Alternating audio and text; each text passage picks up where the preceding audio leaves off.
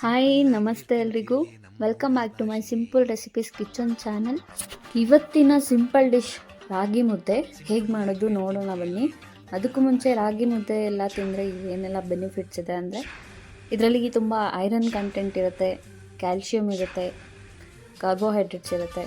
So ದಿನಕ್ಕೆ 1 time ಆದರೂ at least ಮುದ್ದೆ ತಿನ್ನಿ. ಇಲ್ಲಿ ನಾನು 1 ಚೊಂಬು ನೀರು ಹಾಕ್ಕೊಳ್ತಾ ಇದ್ದೀನಿ. ಅದಕ್ಕೆ ಒಂದು ಸ್ವಲ್ಪ ಹಸಿಟ್ಟನ್ನ ಉದುರಿಸ್ಬಿಟ್ಟು ಪ್ಲೇಟ್ ಮುಚ್ಚಿ ಚೆನ್ನಾಗಿ ಅದು ಉಪ್ಪು ಬರೋವರೆಗೂ ವೆಯ್ಟ್ ಮಾಡಿ. ನೋಡಿ, ಈಗ ಉಪ್ಪು ಬಂದಿದೆ. ನಾನು ಹಸಿಟ್ಟು ಹಾಕ್ತಾ ಇದ್ದೀನಿ. ಹಸಿಟ್ಟು ಹಾಕಬೇಕಾದ್ರೆ ನೀವು ತುಂಬ ತೆಳ್ಳಗೆ ಕಡಿಮೆ ಹಾಕೋದು, ತುಂಬ ಜಾಸ್ತಿ ಮಾಡಿಬಿಡೋದು ಎಲ್ಲ ಮಾಡ್ಕೊಬೇಡಿ. 1 ಚೊಂಬು ನೀರಿಗೆ 1 ಬಟ್ಲು ಹಸಿಟ್ಟು ಜಾಸ್ತಿ ಆಗುತ್ತೆ. 1/4 ಬಟ್ಲು ಹಸಿಟ್ಟನ್ನ ಈ ಥರ ಸ್ವಲ್ಪ ಸ್ವಲ್ಪ ಹಾಕ್ಕೊಂಡು ಹದವಾಗಿ ಮಿಕ್ಸ್ ಮಾಡ್ಕೋಬೇಕು. ನೋಡಿ, ಈ ಥರ ಹದವಾಗಿ ಆದಮೇಲೆ ಅದನ್ನು ಒಂದು ಲೋ ಫ್ಲೇಮಲ್ಲಿ ಅಥವಾ ಮೀಡಿಯಮ್ ಫ್ಲೇಮಲ್ಲಿ ಪ್ಲೇಟ್ ಮುಚ್ಚಿ ಬೇಯಿಸ್ಕೊಳ್ಳಿ. ಮಧ್ಯ ಮಧ್ಯ ಈ ಥರ ತಿರುಗಿಸ್ಕೊಡ್ತಾರೆ, ಇಲ್ಲ ಅಂತಂದರೆ ತಳ ಅಂಟುತ್ತೆ.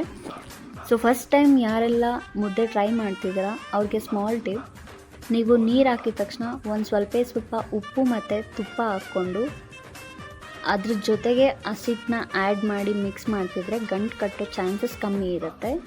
ಹಾಗೆಯೇ ಮಕ್ಕಳಿಗೆ ಏನಾದರೂ ನೀವು ಮುದ್ದೆ ಕೊಡ್ತಿದ್ದೀನಿ ಅಂದರೆ ಉಪ್ಪು ಮತ್ತು ತುಪ್ಪ ಜೊತೆ ಅವ್ರಿಗೆ ಟೇಸ್ಟಿ ಅನಿಸುತ್ತೆ, ಅದು ಸಪ್ಪೆ ಸಪ್ಪೆ ಅನಿಸಲ್ಲ. ಕೆಲವರಂತೂ ವಾಕಳಿಕೆ ಮಾಡ್ತಾರೆ. ಸೊ ಅಂಥವರಿಗೆ ಈ ಥರ ಯೂಸ್ ಮಾಡಿ ಕೊಟ್ಟರೆ ಚೆನ್ನಾಗಿರುತ್ತೆ. ಆ್ಯಂಡ್ ರಾಗಿ ಮುದ್ದೆ ಜೊತೆ ತುಪ್ಪ ಮತ್ತು ಉಪ್ಪು ಕಾಂಬಿನೇಷನ್ ಅಂತೂ ಎಕ್ಸ್ಟ್ರಾರ್ಡ್ನರಿ ಆ್ಯಂಡ್ ಹೆಲ್ತ್ ಬೆನಿಫಿಟ್ಸ್ ಕೂಡ ಸಿಗುತ್ತೆ. ಸೊ ಟ್ರೈ ಮಾಡಿ. ನೋಡಿ, ಈಗ ಚೆನ್ನಾಗಿ ಬೆಂದಿದೆ. ಆ್ಯಕ್ಚುಲಿ ಇದನ್ನು ಹೀಗೆ ಚೆನ್ನಾಗಿ ತಿರುಗಿಸ್ಕೊಡ್ತಾ ಇರಬೇಕು. ಗಂಟು ಕಟ್ಟೋ ಚಾನ್ಸಸ್ಸು ಕಡಿಮೆ ಇರುತ್ತೆ.